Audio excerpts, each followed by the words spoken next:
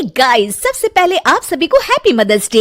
इस mother's day को और भी स्पेशल बनाइए हेलो ऐप के साथ और पार्टिसिपेट कीजिए सुपर मॉम चैलेंज में। बस पोस्ट कीजिए आपकी सुपर मॉम का फोटो एमवी फीचर के जरिए और दिखाइए सारी दुनिया को कि आपकी माँ सुपर मॉम है। तो देर किस बात की है, जाइए डाउनलोड कीजिए हेलो ऐप और शेयर करो आपकी feelings for your super mom with friends and family.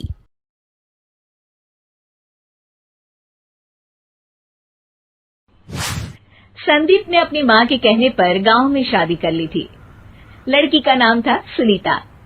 माँ का कहना था एकदम मॉडर्न बहू नहीं होनी चाहिए, लेकिन उन्हें नहीं पता था कि गांव से आने वाली बहू सुंदर सुशील तो होगी और उसको गांव से बाहर भी निकाल लाएंगे, लेकिन उसके अंदर का गांव कैसे बाहर निकलेगा। शादी के कुछ दिन बाद, माँ टिफिन तो देना जरा। बेटा अब तो स्कूल नहीं ऑफिस जाता है, माँ से नहीं अपनी बीवी से टिफिन मांगा कर। ओके माँ। सुनीता टिफिन ले आओ। एक किलो टिफिन, इसके अंदर पिस्ता डाल दिया है। पिस्ता? पिस्ता क्यों? सास जी ने बोला था ना कि आपको पिस्ता बहुत पसंद है।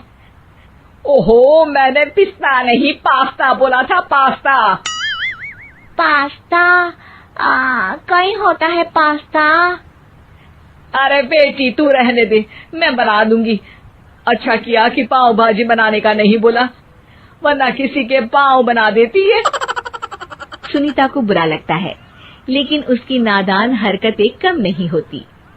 ऐसे ही एक दिन, अरे तुमने ये क्या लगाया है? अरे आप वो फूस फूस करके लगाते हैं ना, वही। दियो? का दियो? किसको दियो? अरे वही ना जिससे खुशबू आती है। हाँ हाँ सही पकड़े हैं। अच्छा लेकर तो आना। कौन सा डियो लगाया तुमने? अभी लेकर आते हैं जी। संदीप की बात मानकर सुनीता अंदर से खुशबू वाला फुसफुस लेकर आती है। ओएमजी! ओएमजी मतलब ओ माय गणेश ना। अरे ओएमजी छोड़ो, और ये खुशबू वाला फुसफुस की बात कर रही थी तुम? हाँ इसी की, फिर से सही पकड़े हैं। अरे देवी, लेकिन आप सही नहीं पकड़े हैं, ये डियो नहीं है। डियो नहीं है तो क्या लियो है? अरे ये रूम फ्रेशनर है, जिसको कमरे में छिड़कते हैं, खुद पर नहीं। कोई बात नहीं, माँ कहती थी आत्मा किराएदार है, शरीर एक किराए का कर्म। हम शरीर पे ये डाल लिए तो क्या फर्क पड़ जाएगा। अरे बहू, ओ बहू, मेरे लिए फल तो ले आ, फिर मैं बाजार जाऊंगी। सुनीता अपनी सास के लिए फल लेकर आती है। अरे बेटा, पपीता, तरबूज और सेब फल ऐसे कैसे खा लूं, काट कर तो ले आ। माँ जी, मेरे गांव में तो खेत से उठा के सीधा खा लेते हैं। अरे ये तेरा गांव नहीं है ना। अरे संदीप, तू ही कुछ समझा देना इसको बेटा। मैं कैसे समझाऊं माँ, ये तो माइक्रोवेव को भी भट्टी बोलती है। कल मैंने बोला हाय कैसी हो, तो बोलती है किसी को हाय नहीं लगानी चाहिए। अरे सुनीता, तेरा क्या होगा? अभी तो कैसे बताऊं माँ जी, अभी हम कुछ करेंगे फिर पता चलेगा क्या होगा, लड़का या लड़की। हे भगवान, कहाँ से आ गई है? रामपुर से जी, आप ही तो लेकर आए थे मुझे। अरे मुझे माफ कर दो। पहले कोई गलती तो करिए जी, आपकी तो सारी गलती माफ कर देंगे हम। हाँ अरे बहू, मेरी बात सुन। फल यानी कि फ्रूट जब भी लाए ना तो काट कर लाना, ठीक है?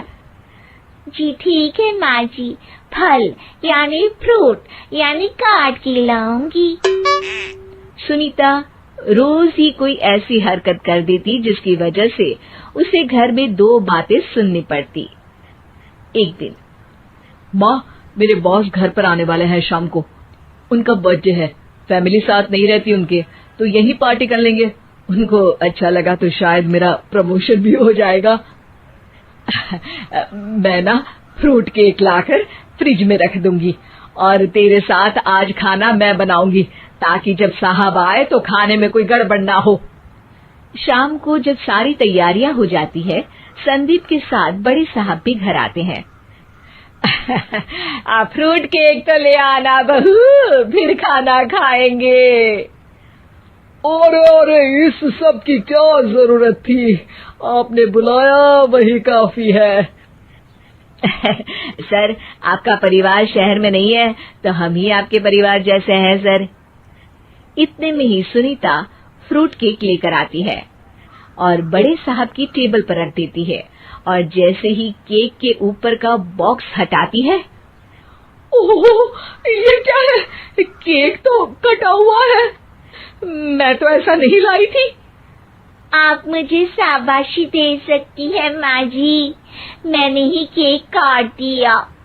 आपने कहा था ना, फल यानी फ्रूट यानी हमेशा काट के लाना, तो फ्रूट केक भी तो फ्रूट ही है ना, तो मैंने पहले ही काट लिया। हूँ ना मैं समझदार।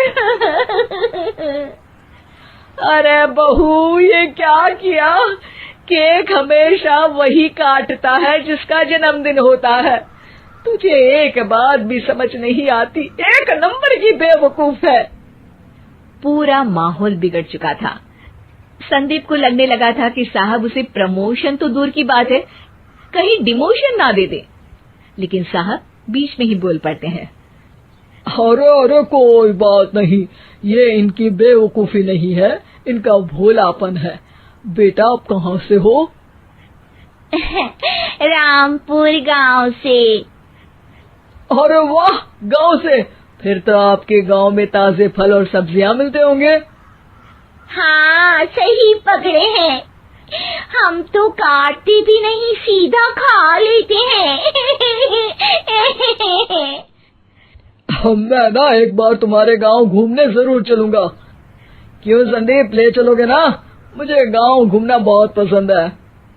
बस फिर क्या था, संदीप और सास दोनों खुश हो गए, क्योंकि साहब को सुनीता ने गांव की बात करके खुश कर दिया था।